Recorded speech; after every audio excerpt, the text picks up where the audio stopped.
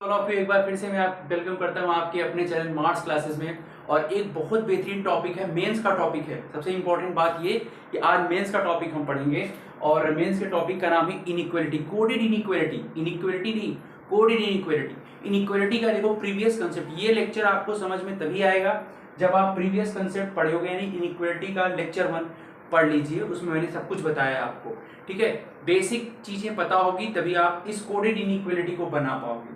कुछ होता नहीं है, बस इसमें आपको ये ध्यान रखना है कि ये जो कोड है ना, पहले इसको डी कोड करना होगा। डी कोड करने के बाद इनइक्वालिटी का जो प्रीवियस कंसेप्ट है उसको आप इसमें क्या कर सकते हो, अप्लाई कर सकते हो। तो चलिए देखते हैं कि क्या लिखा हुआ है। स्टूडेंट देखकर ये डर जाते हैं। पहली बात तो कुछ स्टूडेंट को पता ही नहीं होगा कि ये है क्या।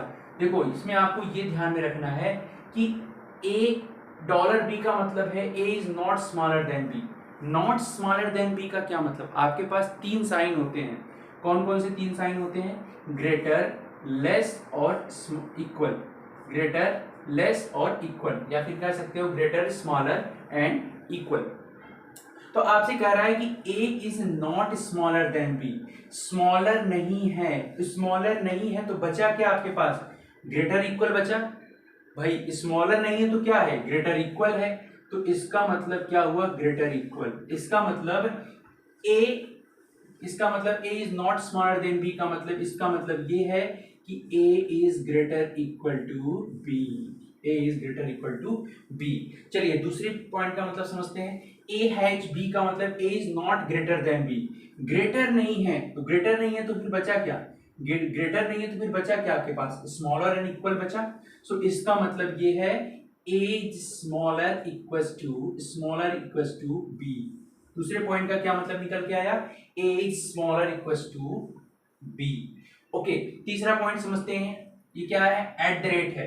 ए एट द रेट बी का मतलब है ए इज नाइदर स्मॉलर। अच्छा, अब तीनों फिर से साइन आप लिख लीजिए। यहाँ पे कह रहा है कि a is neither smaller nor equal, न तो स्मॉलर है न तो इक्वल है, तो फिर बचा क्या आपके पास? तो फिर बचा आपके पास greater. So a at the rate b का मतलब है ए ग्रेटर बी। सीधी सी बात है, a greater b. Okay, copyright का क्या मतलब है? A is neither smaller, a is neither smaller, a is neither smaller nor greater. न तो स्मॉलर है न तो ग्रेटर है, तो भाई ये दोनों चला गया तो बचा क्या आपके पास? इक्वल बचा।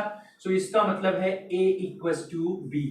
ए इक्वल्स टू बी। ठीक है, लास्ट लाइन आप समझ सकते हो, सारे साइन हो गए हैं, बस इक्वल ही बचा है। सॉरी इक्वल नहीं, देखिए देखते हैं क्या बचा है। ए परसेंटेज बी का मतलब है a is neither greater nor equal. न तो ग्रेटर है न तो इक्वल है, तो फिर बचेगा क्या? ए लेस देन बी। ए लेस देन बी। आपने सबको क्या कर लिया? डी कोड कर लिया। आपने सबको डी कोड कर लिया। अब डी कोड तो हो गया सब कुछ, ठीक है। अब इनइक्वालिटी देखो, अब एक बार डिकोड कर लिया सही सही ना, फिर क्वेश्चन आसान हो जाएगा। क्योंकि अब इस स्टेटमेंट में जरा ध्यान से देखो, h के साथ j है, j n से कनेक्ट है, n r से कनेक्टेड है, तो इसको रिप्लेस कर लो, पहले डिकोड कर लो। h परसेंटेज का क्या मतलब है? परसेंटेज का मतलब तो भैया लेस है।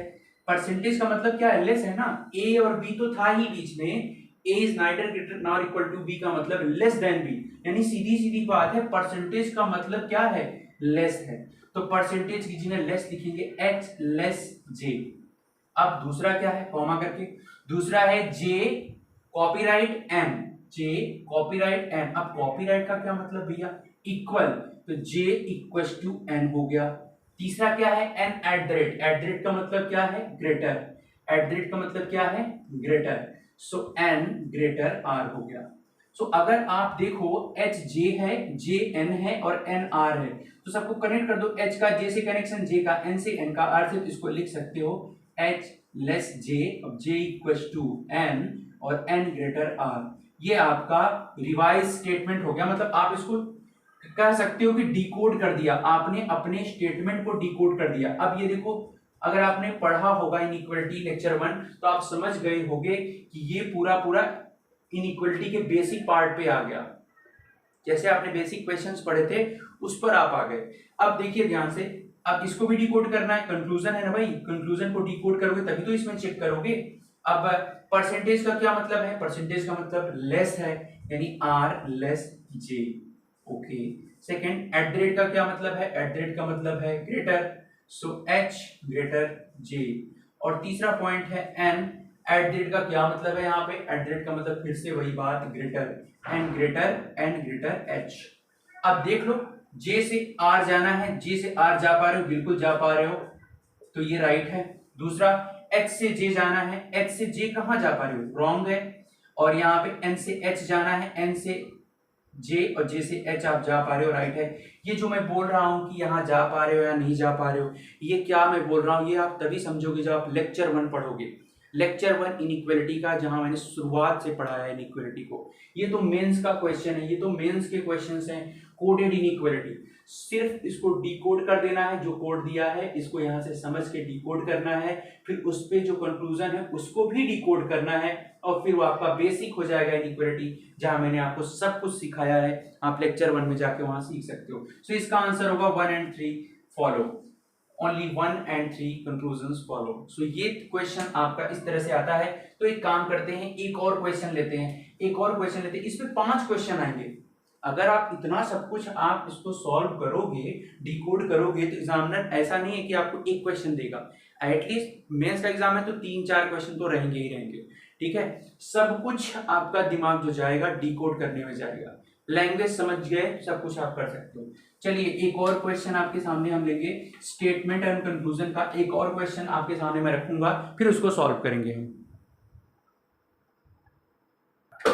तो आपके सामने एक फिर से बहुत बेहतरीन क्वेश्चन मैंने रखा है, आप देखिए इसको आप देखोगे तो आप इसको फिर से वही काम करना है, डी कोड करना है आपको बस। देखिए M at the rate J, at the rate का क्या मतलब, यहाँ पर देखो एट द रेट कहाँ है, एट द रेट यहाँ पे है, एट द रेट का मतलब ग्रेटर है, सो एम ग्रेटर जे।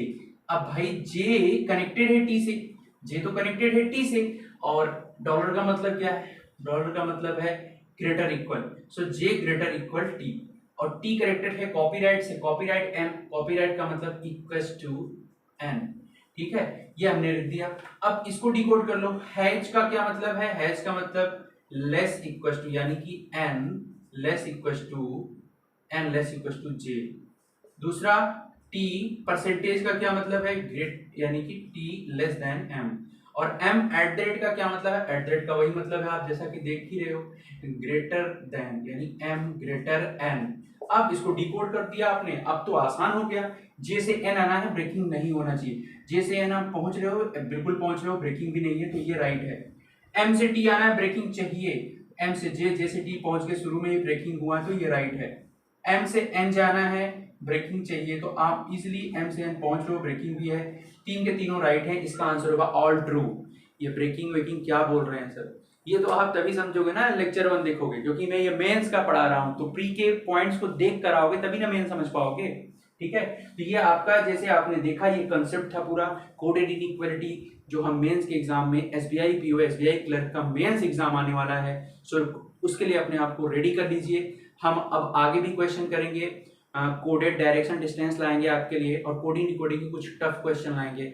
सो गाइज आज के लिए इतना ही, मेंस के टॉपिक स्टार्ट हो गए हैं, आप देखना स्टार्ट कर दीजिए, अपने आप को आप प्रिपेयर कर लीजिए कि एसबीआई पीओ मेंस और एसबीआई क्लर्क मेंस आगे है। तो गाइज आज के लिए इतना ही, जय हिंद।